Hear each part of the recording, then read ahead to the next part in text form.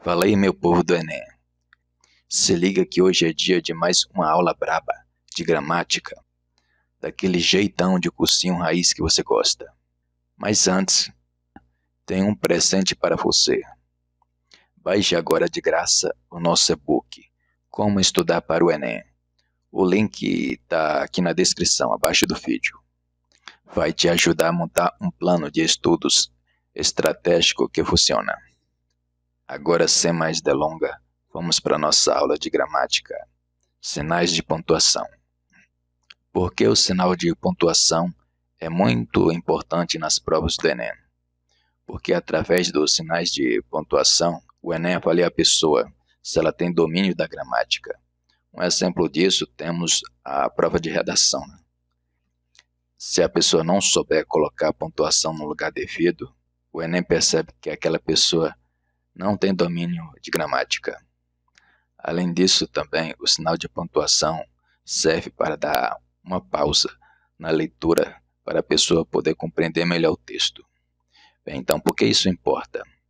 Em 2024, 83% das questões de gramática no Enem exigiram domínio de interpretação com base em pontuação. Sinais de pontuação ajudam a construir sentido, evitar a ambiguidade e organizar ideias no texto. Tudo que o Enem ama, né? A organização. Enfim, agora vamos começar com o sinal mais conhecido, que é a vírgula. A vírgula é usada para separar verbos ou orações coordenadas. Por exemplo, o trabalhador chegou, pegou a enxada e cavou o buraco. Nesse caso aqui, né, a vírgula ela separa verbo de verbo. Tá percebendo? Chegou, vírgula, pegou a enxada, depois vírgula, cavou o buraco. Então a vírgula aqui separa verbo de verbo. É uma vírgula marcada por sequência de ações, separando verbo de verbo. O segundo exemplo é separar elementos de uma enumeração. Suponhamos que eu pergunte qual filme você gosta. Aí você começa a falar.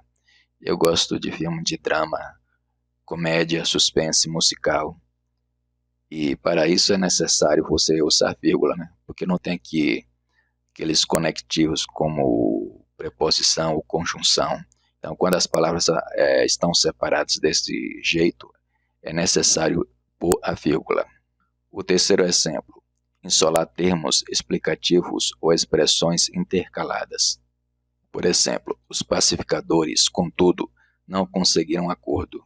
A vírgula, nesse caso, serve para separar expressões que venham dar sentido ao texto. Por exemplo, que nem aqui, contudo.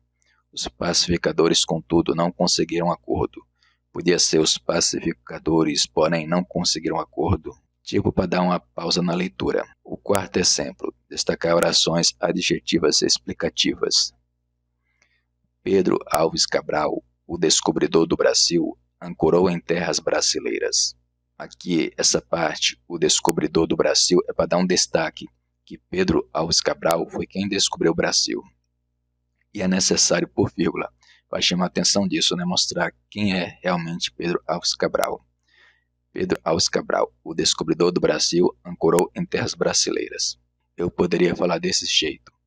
Pedro Alves Cabral ancorou em terras brasileiras. Mas você ia ficar perguntando, mas quem é Pedro Alves Cabral? Eu sei que todo mundo sabe, né, quem é Pedro Alves Cabral. Foi ele que acabou descobrindo o território brasileiro. Mas quando eu coloco como o descobridor do Brasil, estou dando destaque. Pedro Alves Cabral. E aqui que entra vírgula. Vírgula, o descobridor do Brasil, dando destaque para quem é ele. Vírgula, ancorou em terras brasileiras.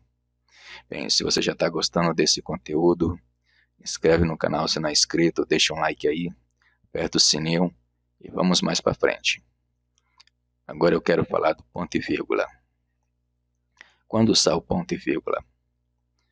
O ponto e vírgula é usado para separar orações longas ou complexas que já possuem vírgulas internas. Por exemplo, os bispos celebravam a missa, os padres davam apoio, os diáconos derramavam água benta.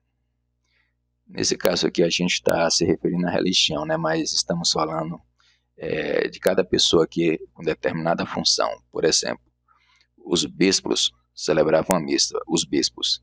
Aí já os padres davam apoio. Aqui nesse contexto eu tenho que separar com ponto e vírgula, porque é uma frase grande. Se fosse uma frase curta, né, eu poderia usar vírgula. Os diáconos derramam água benta. Então, pelo tamanho do texto, pelo texto ser bem estendido, o bom é eu separar pelo ponto e vírgula.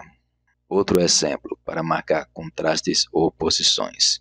A desonestidade causa danos. A maldade deixa sequelas. A mentira afasta amigos. A gente está falando aqui de sentimentos ruins, né, de atitudes ruins. Mas por ser uma frase longa, a gente separa por ponto e vírgula. Por exemplo, se fosse só a desonestidade causa danos e a maldade deixa sequelas, aqui eu podia usar uma vírgula. Mas como tem mais de duas ideias aqui, o essencial é pôr ponto e vírgula. Vai uma dica de ouro aí. Ponto e vírgula dá um respiro e encerrar a ideia. É tipo meio termo entre vírgula e ponto final. Agora vejamos os dois pontos. Principais funções. Introduzir uma citação direta. Por exemplo, aqui temos um discurso direto, né? Ele disse: a persistência leva ao sucesso. O ponto e vírgula é muito comum usar em discurso direto. Se aqui fosse um discurso indireto, ficaria assim: ele disse que a persistência levaria ao sucesso. Mas como é um discurso direto, a gente tem que usar os dois pontos. Apresenta uma enumeração. Por exemplo, compramos abacaxi, manga, banana e morango. Essa enumeração serve, né, que tanto abacaxi, a manga, banana e morango foram comprados. Então não precisa ficar compramos abacaxi, compramos manga, compramos banana. Senão vai ficar muito repetitivo. Então eu só uso uma vez só compramos e coloco os dois pontos e já vou dizendo que eu acabei de comprar, né? Abacaxi, manga, banana e morango. Por aí vai. Além disso, também dá um esclarecimento. Isso aqui é muito comum usado em telejornais. Por exemplo, trânsito congestionado. Mas pelo quê? Manifestação no centro de São Paulo.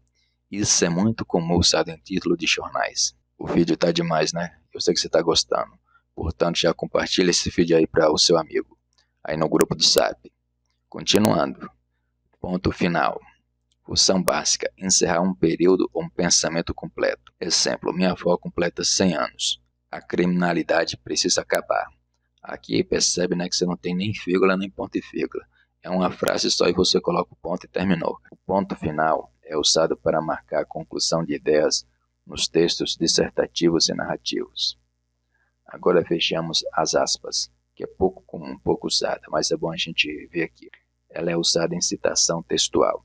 As leis são freios para os crimes públicos, a religião para os crimes secretos. Isso aqui é uma citação textual, né? Você faz questão de dar esse destaque. Destacar títulos de obras. Aqui eu tenho A Hora da Estrela, de Clarice Lispector. Aqui eu resolvi colocar aspas para me referir à obra de Clarice Lispector. E o texto que eu citei antes, aquele das leis, né, e da religião. Isso aqui é uma pessoa que citou, uma pessoa anônima, mesmo assim é bom deixar entre aspas. Estou dizendo isso aqui, né, para vocês perceberem a diferença de uma citação textual que eu acabei de dizer. As leis são freio para os crimes públicos e a religião para os crimes secretos. Isso aqui é uma citação anônima.